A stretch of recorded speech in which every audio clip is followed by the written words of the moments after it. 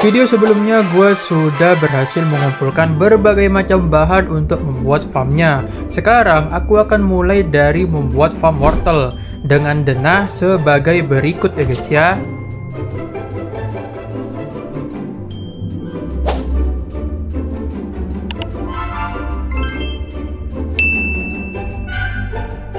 Oke, sebagai awalan gua membuat bangunan berbentuk kotak terlebih dahulu ya guys ya, sebelum membuat detail-detail bangunannya.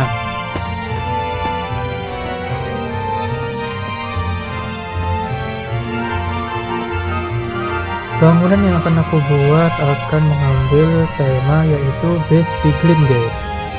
Jadi konsep dari bangunan ini akan menyerupai base dari piglin. Berikut video proses pembuatan farm tahap 1 guys.